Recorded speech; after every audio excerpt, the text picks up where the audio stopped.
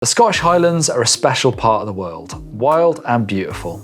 A great place to grow up and ride bikes. Thanks to Cannondale, we've travelled up to meet Ella Conolly for a tour of some of Ella's favourite enduro trails, her hidden enduro gems, and check out the brand new Cannondale Jekyll.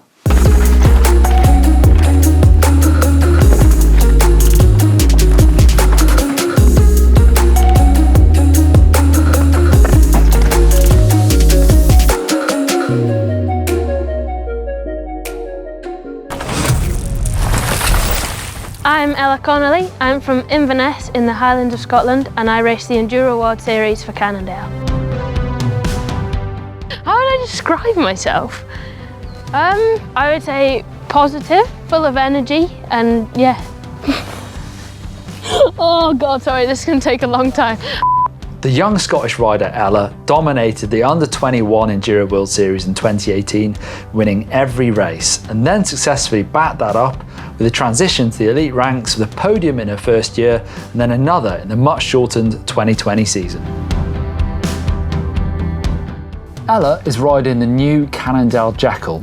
It's an all-new design, as you can see from the silhouette, and it's most noticeably the high pivot and the idler. It also looks a lot like the prototype Cannondale downhill bike that was tested in previous years that never made the light of day. This is no downhill bike, but it is aimed at the gravity riders, enduro racers and bike park rats. The high pivot gives a really active rear suspension, a rearward axle path that moves with the bumps on the trail. That also gives better tyre clearance. As a bike goes into the travel, the wheel moves back and stops the tyre from buzzing on the saddle. The idler then takes away the negatives of the high pivot, which is pedal kickback. It's got size-specific geometry. The rear centre changes for size to give the same feel and performance for different size riders. There's a low shock and linkage on the bike to keep the weight as low and as central as possible to make the most of the grip the high pivot suspension gives you.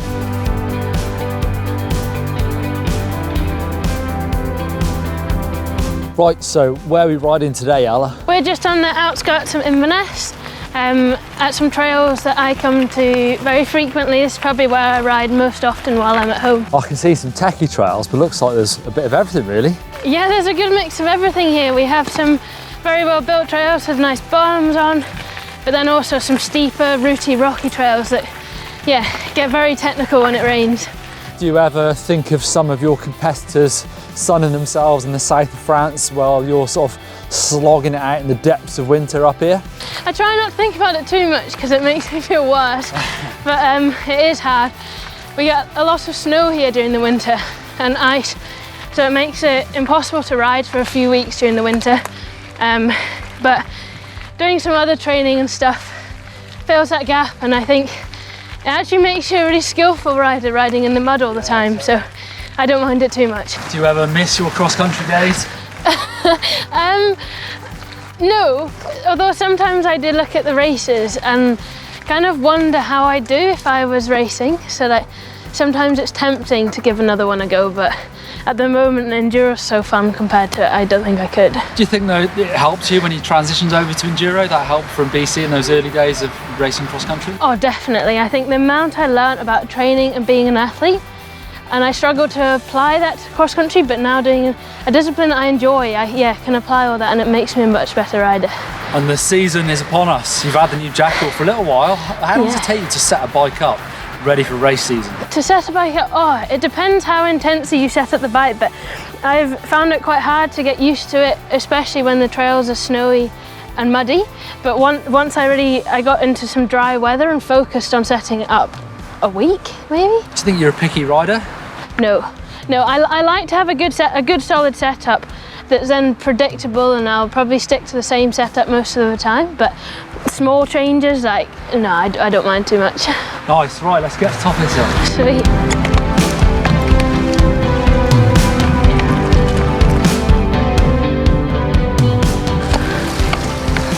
Right, at the top, the trails everywhere. Yeah, we're gonna go down this one just here. Well, I guess follow you.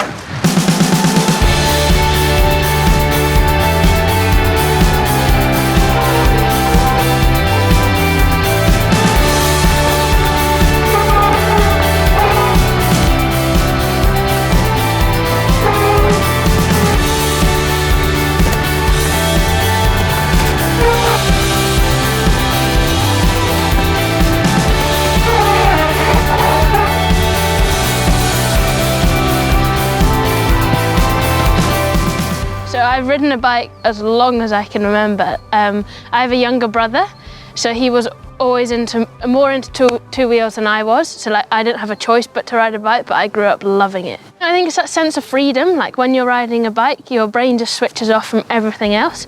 And I love being outside. I love improving, so it makes me a more ambitious person. I'm competitive, so I think it gives me an outlet for that as well.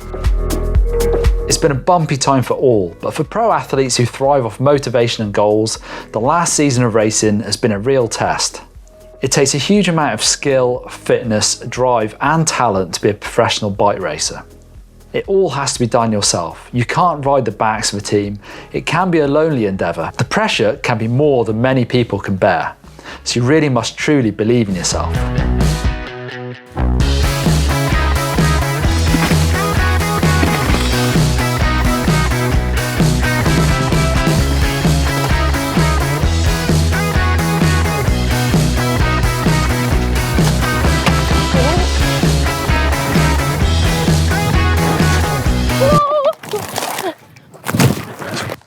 Yeah, good. So the first real challenge I had in my riding career was when I broke my elbow. So that was just not long after I had a podium in Madeira. So I felt like I was flying and I really wanted to back that up with another solid result. And then I crashed in a rock garden at another EWS and had a big chunk of time out, and it was the first proper injury that I've had. So that was a tough time. It's difficult, but I think you always learn something even if you fail, so I think you just have to change how you look at it a bit rather than like failure. I think it's like a learning point and an opportunity to improve. So I've always believed in myself when I was riding a bike, like out riding trails. I knew I could do that. There was a specific turning point at the EWS in Madeira and my first year elite, and I got on a podium. And up to that point, I think during racing, like I didn't believe that I could do that, and that was a big surprise for me. And after that, something just switched in my brain. I was like, no, you can do this. You have the ability to be on that podium. Second podium in Zermatt last year was a big confidence boost for me again. Like I needed to do that to prove to myself that it wasn't a one-off, it wasn't a fluke. This winter's been really tough, but having that podium and that feeling in my head has kept me going through all of the riding and in horrible weather conditions, through all the COVID restrictions. I've had that focus, but I'm still coming into the season feeling like I want to continue to prove myself and have a consistent season being up there.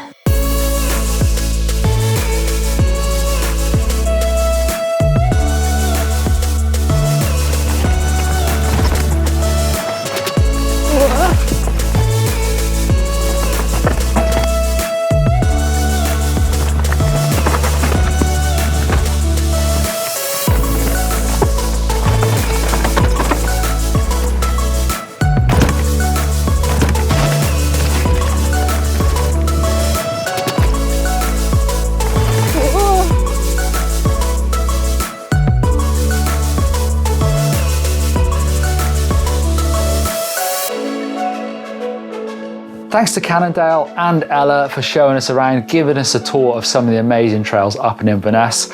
And I can't wait to see how Ella gets on that bike at the Enduro World Series. Of course, you can follow that on GMBN, also on GMBN Tech. Can't wait to see the racing.